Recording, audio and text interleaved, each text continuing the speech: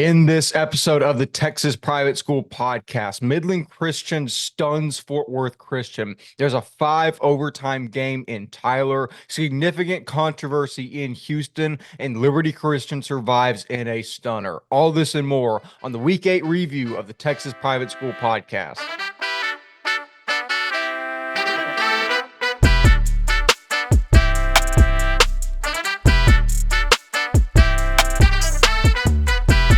Hello and welcome back to another episode of the Texas Private School Podcast. As always, I am 1/3 of your hosting crew, Wes Tolleson. Walker Lott joins me from College Station, Texas. Ryan Schroeder will be phoning in here shortly, but crazy enough, we all have real jobs and sometimes the schedules do not align. But for now, Walker, you join me.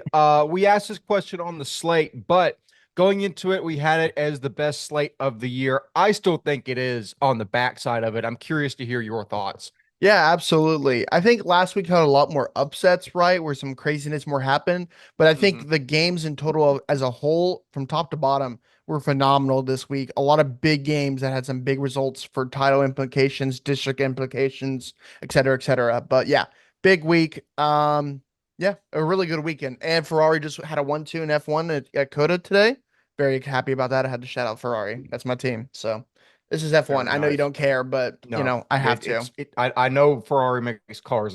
That's about the extent of my knowledge of Real. F1. But that being said, I want to shout out everyone that provided coverage for us this week because it was impressive. And even Ryan said as we started, because we have everyone tag us, everyone's associated with TXPS. And Ryan's like, dude, we got people everywhere. I'm like, yeah, it's kind of crazy to see what it's turned into. But Emily Waverly and Stephen, Emmy Waverly and Stephen at Brazos Christian, Central Texas Christian, Bradley at Fort Bend versus Cypress Christian, and then Andrea at Second Baptist TWCA. It's very nice to have kind of a web of people that, number one, are getting experience doing this, but number two, providing really good content for us. And more than anything, us knowing immediately what the scores of these games are, as well as I'm sure a bunch of you follow as well. But I want to thank all of them for that. We've had some fantastic interns thus far in the season. First, we will transfer into the TXPS Media Football Scoreboard. As always, we will subject the 5 games at the top of the far left column for later further analysis, but we will now, are the 6 games. Actually, I forgot that we did 6 this week, but we will start with Prestonwood getting a nail-biter victory over Frisco Legacy, 35-28. There was a lot of talk that Prestonwood was banged up following the Liberty game, but regardless, for Legacy to have it a one-score game versus Prestonwood, D1 North might be a little murkier than we thought. No, yeah, absolutely. It looks like these games get the most out of these players, and it's hard to recover for the next week. But looking at the Nolan Catholic game, Bishop Lynch beats Nolan 42-17. Supposedly Ty Bradley had a really good game for Bishop Lynch in that one. So shout out to them. Shout out to the Friars. Absolutely. St. Michael's best Central Catholic 41-36. Honestly, didn't have it on my bingo card, but big win for the Warriors, rebranded from the old St. Michael's. Yeah, it's a big win. I need to dig deeper to see what happened there, but certainly an impressive showing from Jake Garcia's team. Antonian Prep beats Houston St. Thomas 55-28 in a massive win. Supposedly Rogan Parson, man, had a dominant game, picked apart Houston St. Thomas, his defense. We've talked about this kid being really special, and I think he's showing it in his sophomore year, especially in district. So shout out to Apaches. Big win. Shout out to Mikey Moreno. And you got the next one as well. Oh, you can't hide that Eagle pride. And Southwest Christian beats Grapevine Faith 21-14. Fort Bend Christian destroys Cypress Christian 34-7. I don't know, man. I keep getting bamboozled by Cypress coaches thinking that John Kelly's going to play. Like we said, he might be in Kansas already for all we know. And the way Cypress's season's going, it might be a good decision. But gotta shout out Fort Bend. Blake Hamilton apparently had a very impressive performance, notching a couple touchdowns early. He had a 98-yard kick return touchdown, to which Bradley Hanna said in all caps, "Unreal speed," which, seeing Blake Hamilton play, that's not very surprising. Defense stood up even without Max Granville. Good win for Fort Bend Christian. Absolutely. Pantego Christian loses their undefeated mark to Lake Country 21-13. Shout out to Timmy Wright and the boys over there. on the west side of Fort Worth or northwest side of Fort Worth. Big win for Lake Country. In the battle for Loop 323, Tyler All Saints beats Bishop Gorman 16-14 in quintuple overtime. 5 overtimes for the battle of Loop 323 against two Tyler schools that back in the day, one was pretty good. The other was always kind of stunk. But in the lower depths of Division Three, Tyler All Saints best. Shout out to Manny Miser and all the guys over there. That really is awesome to see. Apparently, no one had scored a touchdown in regulation of this game, and all the touchdowns came in the overtime, which is just it's fantastic. It's disgusting football, and I love it. But that being said, nobody outpicks me in Tyler. Even Tyler kids were calling me crazy for taking All Saints, and I kind of did too because All Saints stinks. But fantastic victory for Tyler All Saints. That's a sickos committee type game right there. Absolutely. Waco Live Oak beats Mercy Culture 31-21. Mercy Culture coming in this year, we thought was going to be a good team in D4, and the surprising team in D4 this year has to be Waco Live Oak. They keep proving us wrong. They keep winning games, and I don't know how that's all going to plan out in the playoffs. But man, they could be a semifinal team for all I know coming into D4 this year. It could be a crazy run for Live Oak. Moving into a stretch of SPC action, St. John's best St. Mark's 62-42. You kind of just got to credit St. Mark's offense for putting up 42 points. Now, a lot of that could have come in garbage time. I haven't seen, but St. John's keeps rolling, even seeming to be on the outside looking in of the playoff picture. And that really does just stink with how good of a season they've had. But a win here nonetheless. Yeah, absolutely. And another win, massive win for ESD, 42-0 over John Cooper. John Cooper maybe is banged up, but I mean, I think it was to the point where the quarterback over there for ESD was out in the first half. Like it was a demolishing in the first half, and they didn't really look back. ESD, can score a lot of points. It showed there. Yeah, if I remember correctly, Jake Gerke had like 302 passing yards in the first half, and they were just like, "Yeah, you're done. There's no point to leave you in here," and that is how that turned out. But moving on to a game that is incredibly interesting for the structure of SBC 3A, Greenhill best Fort Worth Trinity Valley 38-26. So that quietly places Greenville at 3-1 in SBC 3A, 5-3 overall. Their one loss has been to Country Day. They play Houston Christian next week. They will lose to Houston Christian. But this is going to take some digging on our part to see where the standings turn out. But obviously Houston Christian is going to be one team, but now TVS, and that's the thing. I don't know if Nagishu played and that got into so if they were holding him out to be healthy for a state appearance and they're following the rationale I was saying, that I was dead wrong because they lost to Greenhill. Long story short, huge upset. Have to shout out Coach KJ Williams and the guys. That is a big win for Greenhill. Yeah, I think talking to some people around that program, I think it could into a three-way tie for the title game implications. But before I confirm that, I will have Jack Klosek go and do his research and let us figure it out that way. But another matchup here, Houston Christian beats Country Day 28-16 in a pretty close game. It's somewhat of a what is that, 2-ish score game. But Houston Christian keeps undefeated, I believe, in SBC 3A. They're looking good, looking like the favorite we all thought they could be. Austin Regents dominates Brentwood 42-14. Don't have a lot to say here. Regents is obviously very good with Jack Devine, Blake Smith, and others. Brentwood is not very good. No disrespect to them, just a good team beating a not so good team. Absolutely. Looking to another team, St. Pius beats San Antonio TMI 55-7. I think this is interesting because St. Pius is having a rough year in TAPS D1, right? And they blew out San Antonio TMI. That shows how bad even TMI is doing this year. I don't know if you can, but they need to put an appeal into TAPS and get them down to D2. Truly, I mean that wholeheartedly. Like they do not need to stay in TAPS D1 this year. There's no point. There's truly no point. Yeah, no, I think that is probably accurate. Speaking of teams that need to get out of their division, Bishop Dunn falls to Hyde Park 31-6. The I don't think I've seen as stark of a fall off in Texas private school football as I've seen with Bishop Dunn. Bishop Dunn being one of the best teams in TXPS, regardless of classification, going to one of the worst teams in TXPS, regardless of classification. I mean, this isn't a rag on Dunn segment, but they're 0-7 on the year. I mean, just getting absolutely dominated in all these games, except for Atlas Homeschool, and they only lost, by 3. It's just like, I mean this as respectfully as I can say it. You have to blow the whole program up. You gotta figure out what's going on and just get some dynamite in there. But for Hyde Park, good win. Yeah, that's my commentary on the game. Yeah, I mean, I get it, man. I get it. That could be such a good team in D3 this year. Mm-hmm. You know what I mean? Just Mm-hmm. move them. I think they would. I think Mm-hmm. they would at least fight. They wouldn't Mm-hmm. go 0-7. Just move them down a division. I That's mean, all I. they would beat All Saints, not All Saints. They would beat yeah, Tyler All Saints actually and Bishop Gorman, but Right. maybe. No, I think it would be interesting, and I'll ramble here while Ryan's setting up.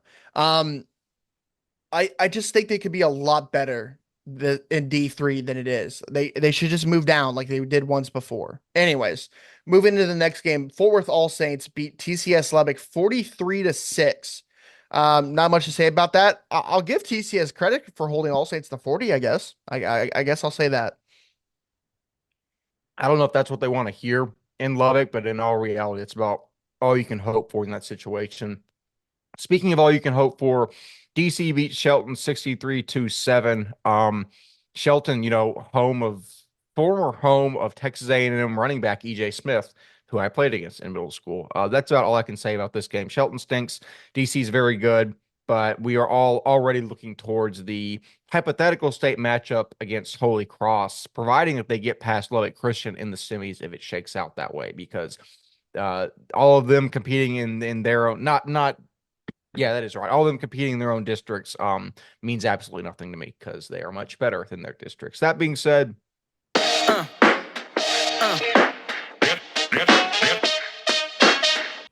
Hi everyone, this is Waverly West for Texas Private School Media. This week in private school football, Brazos Christian defeated Central Texas Christian, both teams of Division 4, by a final score of 29-12. Brazos Christian's quarterback Cooper Murr was responsible for 3 of the Eagles' 4 touchdowns, and the Eagle defense forced a safety. This was a decisive win that put the Eagles in sole possession of first place of their district in TAPS Division 4.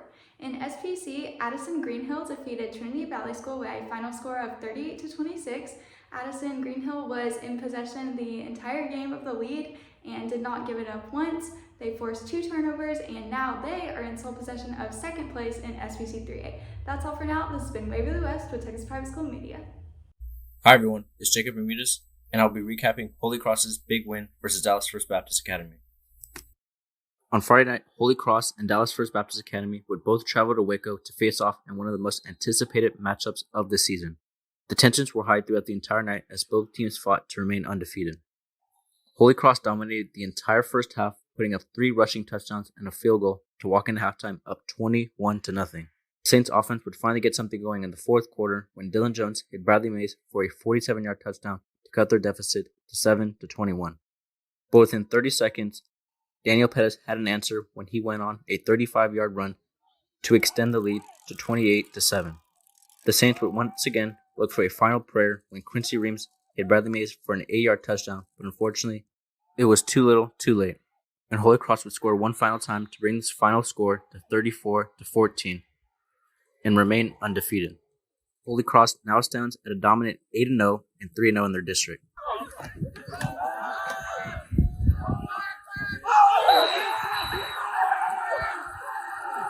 Hello, I'm Bradley Hanna, and I'm here to recap the Fort Bend Christian Academy at Cypress Christian game this past Friday. Cypress Christian moves back into TAPS Division 2 District 4, where the old rivals can face once again. Both teams come into this game 2-4 on the season. Cole Whitten will be getting the start for the FBCA Eagles. The junior quarterback won his first game trying to win his second one. He finds one of the fastest players in all TXPS, Blake Hamilton, the junior wideout at Fort Bend Christian Academy. He'll take it to the house for an early Eagles touchdown. Cole Whitten gets the ball back immediately following a turnover, and he finds his senior wide receiver, TJ Smith, in the end zone. Eagles go up 14-0 early. Warriors respond as Beckett Sweeney goes to the end zone and he finds his receiver, Wes Moreau, in the end zone for the touchdown. This will be the Warriors' last points of the game. Eagles defense held up strong. Cole Whitten looked very solid and established himself as a leader for this Eagles offense. Capped it off with a 42-yard Mario Gonzalez field goal, his longest of the season. Eagles now move to 3-4, and they will go on to face Lutheran South Academy next week, a very hard game. That will conclude the TXPS Media Scoreboard powered by Ryan Schroeder, who has just joined us mid-episode. Ryan, thank you for coming on. You're actually going to be able to participate in more of the episode than we thought. Any quick thoughts regarding the week or the what we got to recap? Yeah, I think things have been good. Great week. Glad I got to come down to a private school matchup that will be remembered for a while. Apologize about the background. Just got back from Dallas, so didn't have time to set things up, but I'm glad I'm here.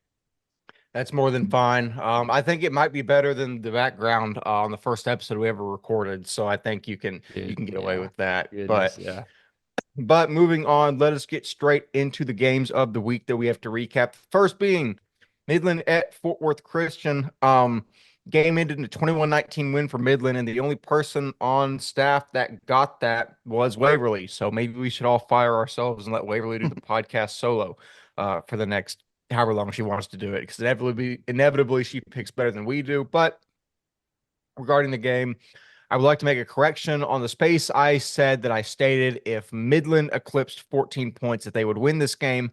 In fact, I said that about Fort Worth Christian, and they did that, and they lost anyways. So I was clearly incorrect.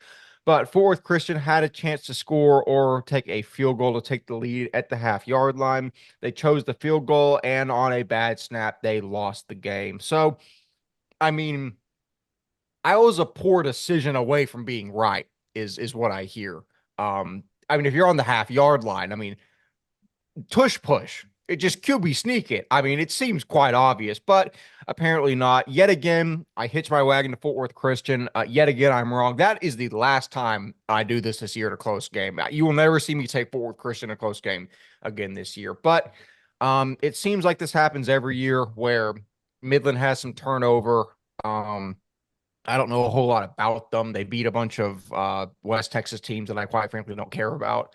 And then I pick against them, and they prove me wrong. So hats off to Midland. They should just hope they don't see grace this year, because maybe it'll go like last year. But I kid, of course. Walker Lott, big win for Midland. A good opportunity to shut all of us up. Your thoughts? No, yeah, absolutely. I think Case Cole had a really good game in this one. Brady Young and that whole defense dominated. This is what you wanted to see from Midland. You play a lot of teams out in West Texas. You really don't know what to do, what to think about this team, and they showed it in a big win over Fort Worth Christian. Looking forward for both teams. I think Midland might be that second team in this district now. For Fort Worth Christian, I think you severely missed Cropholler in this one. Your biggest weapon on offense. Only putting up what 19 points is not a typical Fort Worth Christian way. Missing your star receiver, that means a lot. So they have to find out how they can respond, because this could be a matchup, or a similar matchup will happen in the playoffs, which I think Fort Worth Christian can be a team that goes far. They have to show that they can go far, though.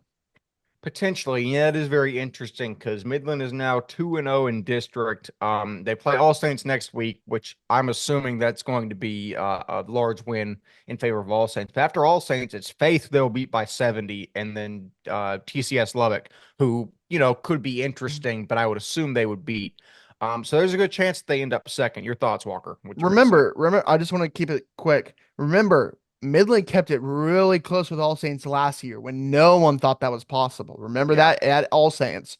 I think they go, if it's true, and that's how it flips from last year. All Saints now travels to Midland, I'm just gonna say, if that game was not supposed to be close last year, and it was, you never know out there in Midland. Well, I before I hand it to Ron, I will echo that, is that All Saints is incredibly talented, but from what I saw week one, they're still very undisciplined in spots, just with like personal fouls and stuff like that. So there's a chance they get there and just implode. I take back what I said about All Saints beating them by 40. And no one take that clip out of context. I'm walking it back now. But Ryan, Midland Christian beats Fort Worth Christian in a tight spot, have an interesting schedule ahead of them. Your thoughts quickly? Yeah, I mean, I think I said it on the space right after. It was just the fact that I genuinely was like we talked about how when after Fort Worth Christian lost to Second Baptist, we were all kind of surprised because we didn't know, we didn't know what to think. We thought Second Baptist was 100% going to lose to Fort Worth Christian.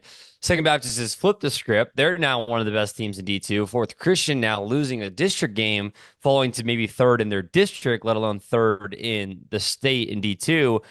They're not even in that conversation anymore. I just think it's more along the lines of, we all picked Fort Worth Christian. We thought about I also want to say this. We thought about the travel fatigue would be a lot, but guys, we have to remember this. Midland is used to the travel fatigue more than anyone else. Of course, they're going to be able to withhold that, even if they have to travel to Fort Worth. Overall, my thoughts just conclude with, this game was close. From what I understand, this game was yeah, a 2 point game. This game was close. And it could have gone either way, but I think Walker's right. Couple, crop hauler being hurt, other different factors and stuff. I think this game goes either way if played 10 times. Yeah, I would have to agree with that, but it's played one time, and that is the result that we got. Let us move on to some controversy in Houston that I alluded to in the episode preview. Second Baptist at the Woodlands Christian Academy. So I'll start with the end, basically. The game went to overtime, tied at 24. Cannon Toon throws an absolute dot on the run to Colton Hudson to go up 7 in overtime, and that would prove to ultimately win the game.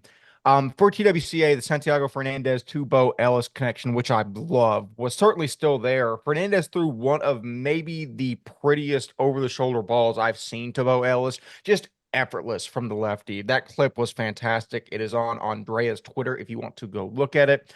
In terms of actual stats, Cannon Toon had 4 passing touchdowns to 4 different receivers, being Ethan Dishman, Jordan Jones, Alan Thomas, and Colton Hudson.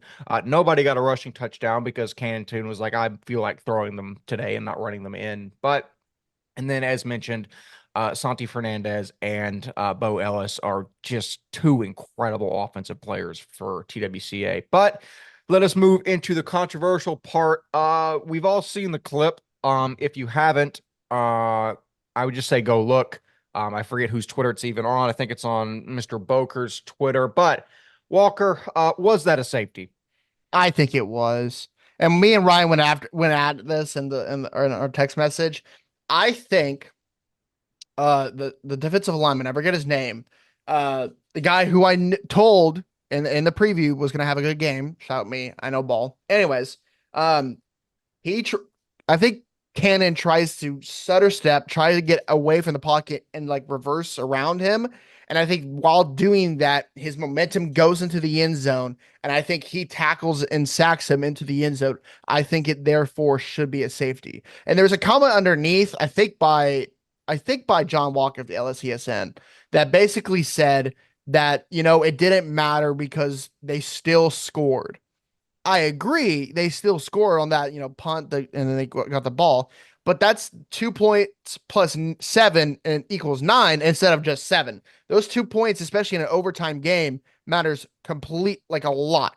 So that's a bad call by the refs. And supposedly the refs were bad all night. So Ryan, you want to disagree with me? I do disagree because the main thing about it, and this is what is at all levels, is the fact that you can't really it's going to sound weird, but the safeties aren't really ever called because of forward progress, and forward progress gives so much leeway to the quarterback, right? Or, whoever gets tackled in that situation. If he at least 1 point was on the 1 yard line or the half-yard line at some point, and they thought that the defensive lineman's momentum brought him into the end zone, then at that point, forward progress puts them back on the half-yard line.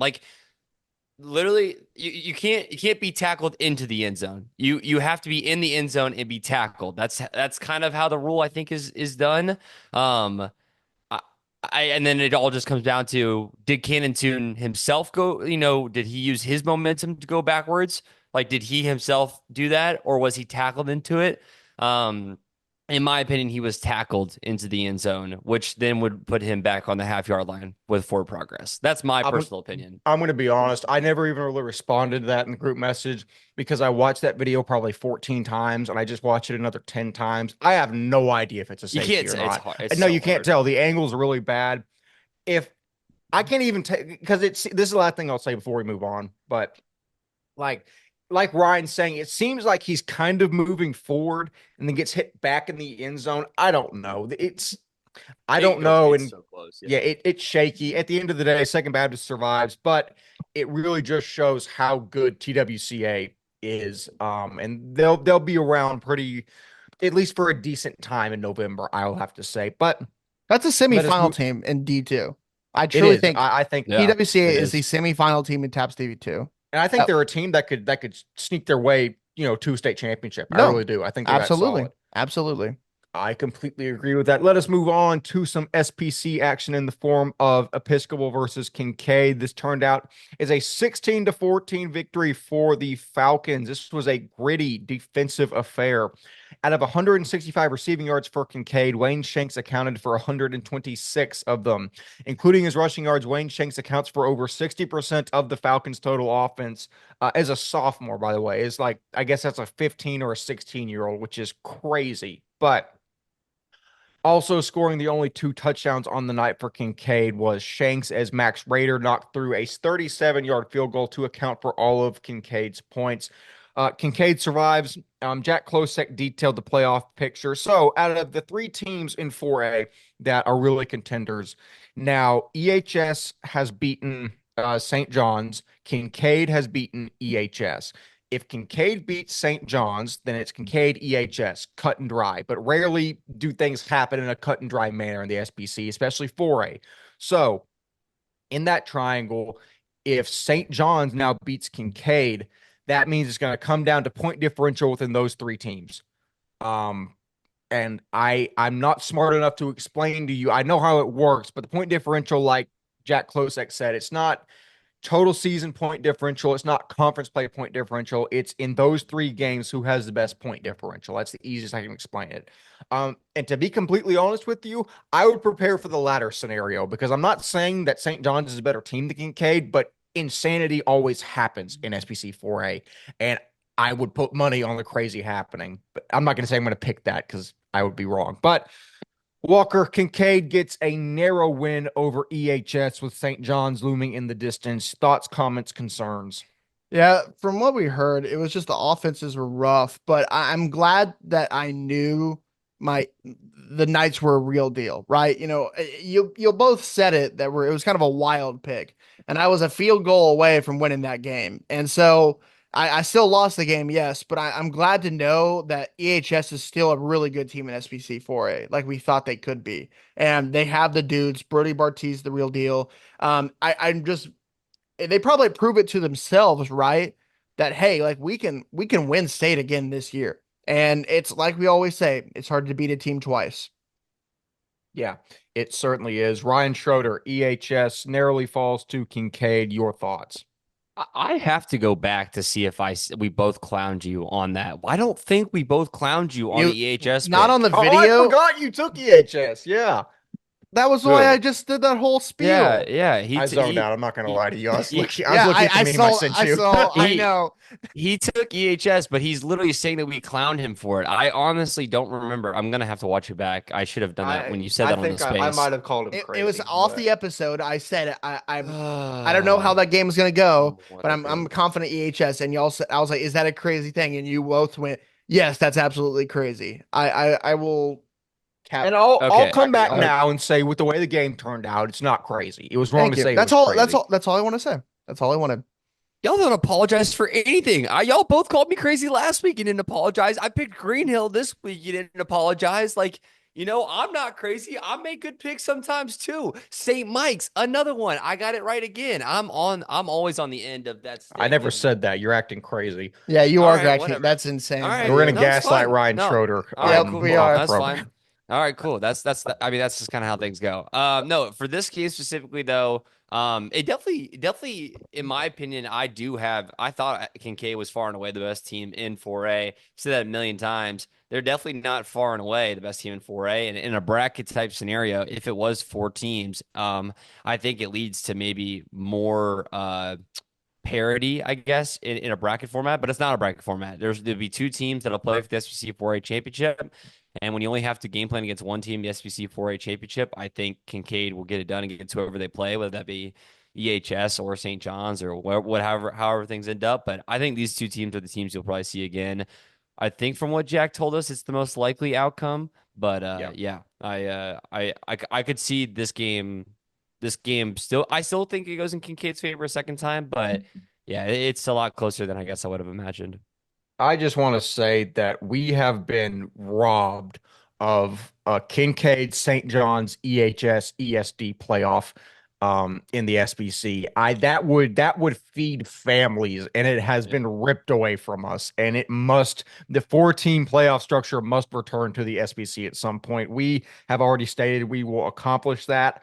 How I don't know, but it will be done. I can tell you that for certain. Let us move on to a game in the Brazos Valley. We actually had 3 people at Central Texas at Brazos Christian for a battle of supremacy in Division 4 South. And Brazos Christian improves to 7-0 after a dominant defensive effort against Central Texas, resulting in a 27-12 victory. Senior Jackson Caffey hauled in a 60-yard touchdown pass from sophomore Cooper Murr to get the Eagles on the board. Jackson Caffey also had an interception. Following a rushing touchdown by Central Texas, it was 7-6 at the half. And that's where I kind of got like a blackout period from the rest of the half because the service was really bad at Brazos Christian that evening. But I got Waverly West to fill me in on the rest. She said they scored 3 times in the second half, coming from Cooper Murr with a long touchdown run, Jackson Caffey with a short touchdown run. They were set up by a long reception by Isaiah Perkins, and then Cooper had a quarterback sneak at the end, and then Central Texas snapped it out of the back of their own end zone for a safety, which is the most Division 4 thing I've ever heard in my life. But Brazos Christian, this was a wider margin of victory than I thought. It seemed about on brand at half when it was 7-6. It was really tight, and the Eagles really opened it up. I think they have established that it's them and First Baptist in Division 4. While First Baptist, not to mince words, is probably head and shoulders above Brazos Christian, and that's no disrespect to them because they're head and shoulders above most teams in TXPS. But Walker, big win for the Eagles. Seems like they're on a collision course with First Baptist in Waco. Yeah, I gotta give credit to Coach Wash. You come in, Central Texas defense was way better than we expected it to be, holding a really good offense to only 7 points in the first half, right? You got to shout out him for kind of tipping the cap to Mike Elko's halftime adjustments that we all know and love, and adjusting at halftime to really dominating in the second half and putting up points, which you desperately needed. Yeah, they play tough physical football, especially on the offensive defensive lines, which is really good by Brazos Christian. And I'll talk about it in a second with a little bit with First Baptist losing last week. You saw that they are beatable. And so First Baptist needed this to show confidence. First time they're ever 7-0 in school history. Shout out to them. I believe if they, knock on wood, win out, that's a district title in their hands, which is great to hear. So good win for them. I'm excited to see how they go forward. And not to get too serious, but I got to shout out Isaiah Perkins for playing in this one. That's awesome by him. And scoring too. Not many people can have been through what he's been through at this age and support and getting support by his team and playing for his team with everything else going on in his life. You got to give a shout out to him, man. That's awesome to see. Absolutely. Incredible performance by him and the rest of Brazos Christian, really rallying as a community that game. It's beautiful to see. And as important as we think football is, it's much, much, much bigger than that. Ryan Schroeder, Brazos Christian gets a big win over Central Texas Christian. Your thoughts, comments, concerns? Yeah, I mean, honestly, y'all hit it right on the head with everything that I was going to talk about. Just overall, this kind of deciding that other part of district when it comes, or that other part of Division 4, the South Side, is that what it's called? South Side Division 4, Mhm. essentially, and just kind of deciding who's probably going to be that spot with First Baptist, but they're going to have to play again. They're going to have to play again here in about a month and a half or so. And that'll truly decide who goes to Waco. But I think this is a clear telling way of seeing kind of the separation between Brazos and everybody else, and to keep the undefeated season alive for Brazos this year, too. Kind of looking like a lot of fun down there in y'all's scape of the land, I guess. Absolutely. My former domain, although I still claim that I will be down there this weekend for the LSU game. I just fell into 2 tickets for that, so that will be a fun time. Moving on to Holy Cross versus First Baptist, a game that Walker was live and on site for. Walker, detail this and how it went down. Yeah, this was kind of smash mouth football by Holy Cross and their 34-14 win over First Baptist. Basically, from the first snap of the game, Holy Cross controlled the line of scrimmage. Jose Lerma and Sam Valenzuela, shout out to me for saying that correctly, dominated on defense, especially the defensive line, and then the whole offensive line, like all year, just dominated in the running game. I just think that First Baptist really hasn't played a physical team to that level before, especially in their district and their games, and it kind of showed. It didn't help as well, where the receiver and the QB to receiver connection just really wasn't there all night. Bradley Mays didn't really get going until like the late third, early fourth. I don't think Caleb Mitchell caught more than one ball all game. You know what I mean? And I think that a little bit of that is, I think Quincy Reams was a little bit banged up in this one, and he didn't take a lot of the passing snaps. So they had to rely on Dylan Jones, the junior. And with guys like Patrick Ortiz, who's one of the best corners in Division 3 this year, was last year, and Isaiah Rice, who had 2 picks, they kind of locked down the receiving core for First Baptist pretty well most of the game. On offense, Daniel Perez and sophomore AJ Agula were great in the run game, had solid nights. And then our guy, Gibby Alvarado, had a 93-yard drive in like the late fourth, basically by himself on QB keepers to drive down there and score. You got to give him credit. He's a tough, gritty player. And like I put in the headshot, what he is basically that team. Tough, gritty, and he will outwork you. And that's truly what this team is. Looking forward, I think First Baptist needed this, right? Especially in a district where it's bad compared to them, and their only competition, right, Wes, was y'all and the second, third week of the season. And competition is a strong word. And that's what I'm saying, right? They truly haven't had competition this year. They needed someone to hit them in the mouth and be like, okay, we're human. Like, we need to be able to respond. We need to be tough. We need to out physical them. And with a team like Brazos Christian that runs the ball well, will hit you, and will play well in the line of scrimmage, they needed this win. And they needed to show and prepare for teams like Brazos Christian when they come into town. This is the standard of physicality y'all have to play at. So that's good for them. This was a game to prep them up for playoffs. On Holy Cross's side, final words, they desperately needed this too as well. They needed to play a team that is technically more talented than them, right? Especially at the skill positions. And that's going to be basically how it's going to be when they play Dallas Christian, right? They're going to have weapons. They're going to have bigger guys. And even though they did play him tough last year, it shows to them that they can play with teams like DC and First Baptist by just playing how they play. Tough, physical, and outworking you. So this is a big, big win for Holy Cross. Yeah, definitely so. Ryan Schroeder, I'm not going to add anything else because I think Walker summed it up perfectly. And any quick thoughts regarding Holy Cross First Baptist? I was just going to touch on that last point you made, Walker, just talking about like playing Dallas Christian, and stuff. It really is skill position, though, that they, aren't seen as having high level players. But I think overall, from just like the O line and D line perspective, and just like the other gritty parts of the game, like Holy Cross is better than most at that, in my opinion, like better than most, and hence why they would be favored over Dallas Christian, is because Dallas Christian can't compete with that part of Holy Cross's game. Skill position wise, Dallas Christian looks better on paper. So did First Baptist, though. I don't know. I think you hit it exactly right, Walker. Yeah, that's a really good point. And not saying they don't have dudes at the skill positions like Patrick Ortiz, Isaiah Rice, and Nick Hall. They have dudes, but they didn't have a Speedy Nettles last year, right? No, they don't. No. And so they don't have any guy going D1. Other teams they play, especially DC, they will. That's going to be the difference. Which they should, by the way. Why are none of those schools down there even? these kids are tough, man. These kids are real tough at at Holy Cross. I don't know. We need to see more colleges in that area looking at that. Yep.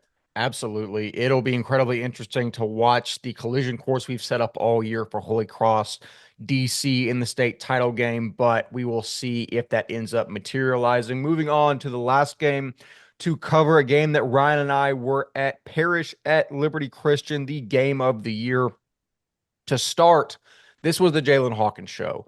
I've said it before and probably 2 times on the space. It's so crazy to me that the most unknown, and I say that in quotes because people know who Jalen Hawkins is, but the most unknown receiver in this core is a San Diego State commit.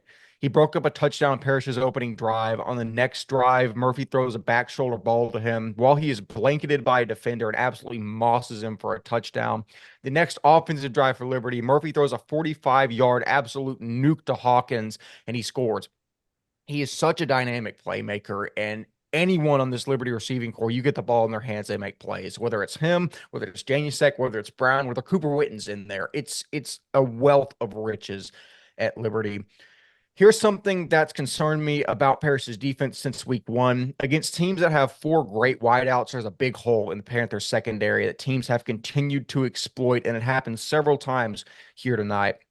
Basically, Ryan got there late and he asked what he missed, and I said just the Jalen Hawkins show, because up to that point, that's all that it really was. Chase Garnett scored with 6 minutes left in the half to extend the lead to 21 for Liberty Christian. Both quarterbacks traded rushing touchdowns, and Anderson found Darby for a 50-yard touchdown to make the score 28-13 at the half. However, Chase Garnett went down with a hand injury that, from what I'm hearing, doesn't sound great, and he did not return to this contest. Blake Brisker was certainly solid in spots, but Garnett's punishing presence was certainly missed. The teams traded touchdowns in the third, with Janusek and Pyle both scoring long ones to make it 35-20 halfway through that third quarter. Jalen Pyle makes one of the craziest jump ball plays I've ever seen in my life to make it an 8-point game. That clip's on our Twitter and Instagram. Go look at it if you haven't already, because it's a play maybe only Jalen Pyle can make. But towards the end of the game, Parish got down to the Liberty Christian 4-yard line, down 8 points as first and goal, and had their field goal ultimately blocked by CJ Witten. Parish gets a stop on the ensuing drive and drives it back down to the Liberty Christian 5-yard line, and they get stuffed again off of a pass breakup by Cade Violi. That ultimately seals the game for Liberty. Basically, the ebb and flow of it was Liberty raced out to a big lead, 21-0. We were like, oh, this might be, the end. And then after Garnett, Parish, started to come back, but then after Garnett went out at the half, it really seemed like Parish started to get momentum and catch fire. And long story short, there's not a huge chasm between these two teams, I think. Both have elite talent, and if they face again in the playoffs, I think it would have to be the state championship after Parish gets past Prestonwood. Basically, it would be a close game, I think. But the high-level takeaways for me is Jalen Pyle's the best receiver in TXPS. I think he solidified that this game. Parish's lack of a run game is a problem in the face of elite talent. They don't have an Andrew Paul. They don't have a Maddox Reed, and I think that hurts them this year against teams like Liberty. And also, Liberty Christian, I don't know if they're a right-in guarantee for that state title if Chase Garnett's done for the season. And that's just a testament to how good Chase Garnett is. Basically won them that Prestonwood game with 200 yards receiving. His presence is certainly going to be missed. They'll need to figure that out with him gone. But Ryan Schroeder, you were there as well. High-level thoughts from the game. The one thing I want to point out, right, is that we're about to see the third part of this series happen this weekend with the Prestonwood versus Parish battle now at this point, just to kind of collapse all these things together, which it would be quite hilarious if, it would have been more hilarious if Prestonwood would have beat Liberty, then Liberty would have beat Parish, and then Parish would have beat Prestonwood. But we live in a world now where Liberty did both. But I was just gonna say, from the game perspective, you're exactly right. Like when I got there, Parish was getting it on in the second half, really showing that they're gonna make a comeback. I said this on the space, and I kind of want to tweak what I said because I don't like how I said it exactly. But I think I'm just going to say the emphasis on special teams in total, I think was one of the things that I really think was one of the problems across all of private schools, just because you have so many things to focus on. We don't have time to focus on special teams as much as people wish they could. And I think that leads to games like last week where the game, or yeah, 2 weeks ago, whatever it was, Prestonwood Liberty comes down to a blocked field goal at the end of the game. This game where Parish is driving and they're on the Liberty 6 yard line, and they decide to go for a field goal to make it a 5-point game instead of an 8-point game. And then the drive basically becomes a wash because they get their field goal blocked. And you were only 5 yards away from Sawyer throwing a touchdown pass to Jalen Pyle. It just there's so many things that could have happened, and I think it just all comes down to the priority of special teams, and how things are and where we're at as a league when it comes to kickers being able to make these field goals and stuff. But overall, in the general overview of the game, I can genuinely say that Liberty doesn't look that much better than Parish. Liberty doesn't look that much better than Prestonwood. None of these teams look that much better than the other. And like we've said forever, this entire season, the parity in D1 is like we've never had it before. It's finally a three-headed race. Yeah, absolutely. I think to your point on special teams is that to have an elite special teams unit, your special teams coordinator has to be dating somebody that has a rabid monkey as a pet. If you know, What does that mean? Yeah, I'll link it to you after the episode. If you know, you truly know. Oh, but that's elite, man. Oh man, I never thought you would reference that. Oh, that's hollow. Some people will get it. But Walker Lott, Oh. off of that interesting note, Parish falls to Liberty in a game that ended up being closer than it thought it was going to be. Your thoughts on the takeaways? I have none, man. I'm just glad this game lived up to the hype. I'm glad the Prestonwood Liberty game lived up to the hype, and this week Parish Prestonwood's going to live up to the hype. These three teams are awesome, man. They're talented as some of the most talented teams in TXPS, and they're showing it week after week. Why Texas high school football is so much fun. I don't have much. I think y'all said it perfectly. I just can't believe you went there. That's unbelievable. We're not cutting that out. That is awesome. Shout out to Jeff Banks. But that being said, Hey, I want to say this. The Jeff Banks, where you block someone and you just go like this, right? And you don't block them with your hands. That's the Jeff Banks special right there. He was the first guy I ever really saw people do it under him. He changed special teams, and he also changed Twitter for one night. It was an unbelievable night. Old Jeff Banks and Pole Assassin. But yeah, no, that but hey, he lost the game yesterday, and that's all I really care about. But this isn't a college football podcast. This is a Texas private school podcast. And that being said, that's all the private school ball we have to analyze for the best slate that I think that we've covered since we started the program. There goes my AirPods. That means it's probably time to wrap things up. Barring any further comments from the Peanut Gallery, we will be back in your feed this coming Thursday with the Week 9 preview. But as for the Week 8 review, I have been 1/3 of your hosting crew, Wes Tolleson. Walker Lott and Ryan Schroeder have fantastically been themselves. We will see you in the next episode. See you later.